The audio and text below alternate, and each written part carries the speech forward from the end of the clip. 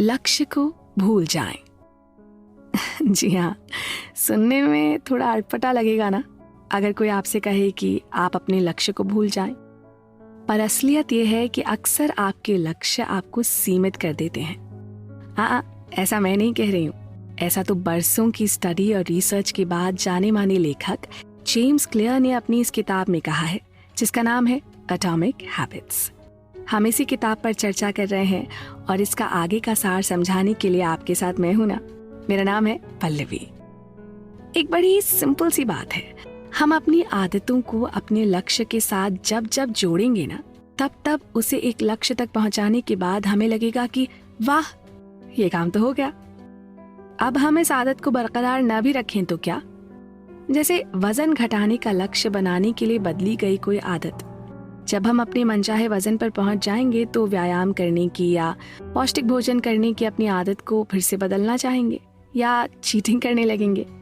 ये तो सही नहीं होगा ना। इसलिए लेखक का कहना है कि लक्ष्यों को भूलकर उस व्यवस्था पर ध्यान दें जिसकी वजह से आप खुद में बदलाव ला रहे हैं। लक्ष्य सिर्फ वो परिणाम है जो आप पाना चाहते हैं और व्यवस्था वो प्रक्रिया, वो प्रोसेस है जो आपको नतीजों की ओर ले जाता है। एक और उदाहरण कुछ यूं है, रेस में भागने वाले हर खिलाड़ी का लक्ष्य तो जीत ही होता है ना, पर जीतता वही है जिसकी प्रक्रिया सही हो। हमें अक्सर लगता है हमको अपने नतीजे बदलने चाहिए, जबकि समस्या नतीजे नहीं है। समस्या वो कार्य प्रणाली, वो तरीके हैं जो हमें इस तरह के नतीजों तक लाए हैं। बेहतरी के लिए सुधार करना है तो उस व्यवस्था के स्तर पर समस्या को हल करना होगा। इनपुट्स में सुधार करें, परिणाम खुद ब खुद सुधर जाएगा। ये व्यवहार की ही ताकत है कि वो एक समय में एक कदम परिवर्तन लाते हैं और साथ ही ये भी सुनिश्चित करने में आपकी सहायता करते हैं कि ये परिवर्तन आपके जीवन का हिस्सा बन जाए। आपका व्यवहार ही एक दिन आपकी पहचान बन जाता है। यहाँ ध्यान रखने योग्य एक और बात है, आप अपने बारे में जिस तरह सालों तक सोचते रहते हैं, कुछ वैसे ही बनते भी जाते हैं। जैसे खुद के लिए ये सोचना कि मैं तो सुबह जल्दी नहीं उठ सकता हूँ, या मुझे तो लोगों के नाम याद नहीं रहते, या फिर अरे मैं तो हमेशा लेट हो जाता हूँ, या फिर ना ये मुझसे गणित हल नहीं होता। ये सब खुद को एक मानसिक सांचे में ढालने जैसा है। ये कहानी है जो आपने अपने लिए वर्षों से रची है और अब आप इसे ही सच मानकर बैठे। इसी के चलते एक समय बाद आप इन सब कामों को करने का सोचेंगे भी नहीं, ये मानकर कि आप तो ये कर ही नहीं सकते। देखिए, ये अच्छे से जान लीजिए कि आपकी आदतों से ही आपकी पहचान बन पाती है। आप पहले से तय धारणाओं के साथ तो पैदा नहीं हुए थे ना। आज आप जो भी मानते हैं वो हालात और अनुभव के आधार पर आपने सीखा है। जितना ज्यादा आप अपना व्यवहार दोहराएंगे, उतनी ही तेजी से उस पहचान से जुड़ते जाएंगे। आप कौन हैं, इसे बदलने का सबसे सही और आसान तरीका है कि आप जो करते हैं उसे बदलने का प्रयास करें। चाहे बहुत ही छोटी इकाई से शुरू करें, जैसे कि सिर्फ एक पेज रोज लिखने से आप लेखक बन जाते हैं, रोज दौड़ने से एथलीट, हर बार जब आप कोई संगीत या वाद्य बजाते हैं तो म्यूजिशियन हो जाते हैं, और कुछ चित्रकारी करने से पेंटर। आइए सीखें किस तरह हर दिन सिर्फ 1% बेहतर होने के लिए हम एक सिस्टम बना सकते हैं। अपनी बुरी आदतों को तोड़ें और अच्छे लोगों से जुड़े रहें। आदतों को बदलते समय ज्यादातर लोग जो सामान्य गलतियां करते हैं उनसे बचें। प्रेरणा और इच्छा शक्ति की कमी को दूर करें। एक मजबूत पहचान विकसित करें और खुद पर विश्वास करें।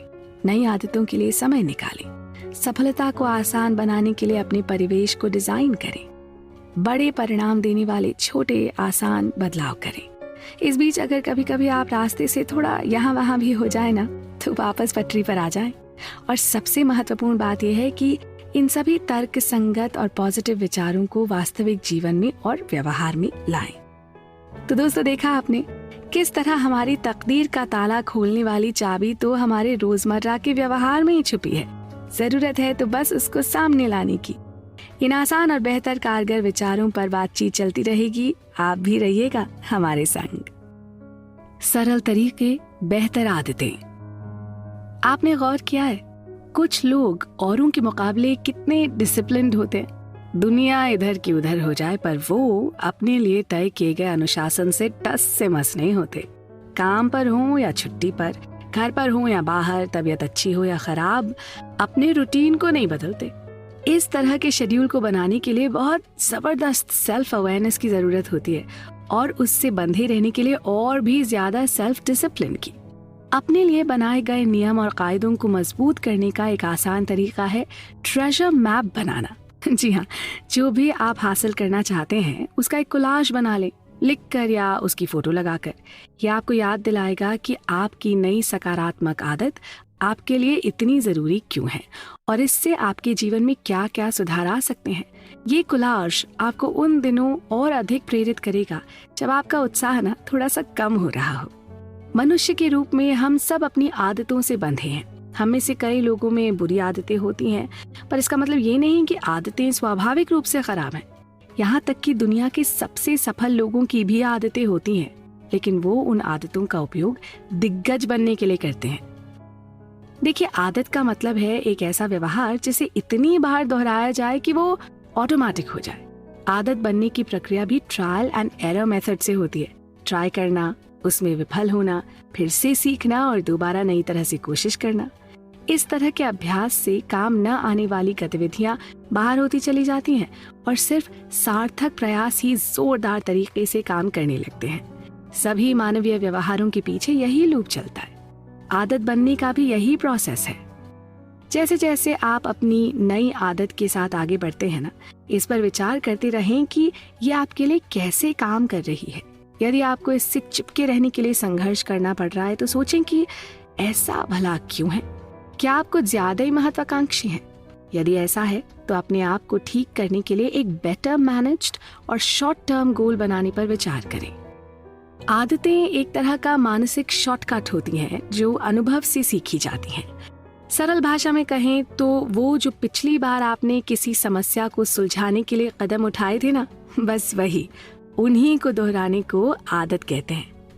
सब कुछ जानते हुए भी कुछ लोग आदतों को लेकर बड़ी बेतुकी सी बात करते हैं, जैसे कि अरे मैं कहीं इस आदत का गुलाम तो नहीं बन जाऊंगा, या इस रसहीन जीवन को मैं कैसे जीऊंगा, कहीं इस तरह का रूटीन मेरी तबीयत को बोरियत से तो ना भर देगा। इन बातों में कोई तर्क नहीं। आपको अच्छी आदत में ढालने और स्वच्छंद रहने में से किसी एक को नहीं चुनना है। एक्चुअली अगर देखा जाए तो ये दोनों एक दूसरे के पूरक हैं। आदतों का मूल उद्देश्य जीवन की समस्याओं को हल करना है, उन्हें बढ़ावा देना नहीं। कुछ आदतें तो हमारे अंदर एक ऑटोमेटिक प्रक्रिया की तरह समा जाती हैं। हम इन्हें ना इतनी नेचुरली करते हैं कि हमें भी आभास नहीं होता। जैसे बाहर जाने से पहले बिजली पंखे के स्विच को बंद करने की आदत, घर में घुसते ही जूते उतारने की आदत, काम से लौटकर आरामदायक कपड़े पहनने की आदत, यहाँ तक कि चाय या कॉफी बनाने की आदत जो हम ऑटोमेटिकली करते चले जाते हैं बिना सोचे। इसे कहते हैं मेंटल प्रोग्रामिंग। अपने भाग्य के रचयिता के रूप में हम अपनी आदतों के मालिक हैं और सभी सफल लोगों ने अपनी आदतों को अपने अनुकूल बनाना सीख लिया है। पर ऐसा भी नहीं है कि सफल लोगों की आदतों की नकल से आप भी सफल हो जाएंगे। हाँ, ये जरूर है कि आप उन सब चीजों की कल्पना करें जो आप कर सकते हैं। जैसे अगर अभी की तुलना में आप सिर्फ 1 घंटा पहले जागते हैं तो वो 60 मिनट आपको सफलता की सीढ़ी पर चढ़ने में जरूर सहायक हो सकते हैं। फ्रैंक रेन की कही बात में कितना दम है ना। वो कहते हैं, habits are safer than rules and you don't have to keep them, they keep you. तो दोस्तों, अच्छी आदतों को अपने जीवन में शुमार करने की ये कहानी चलती रहेगी और आप भी चलते रहिएगा हमारे साथ।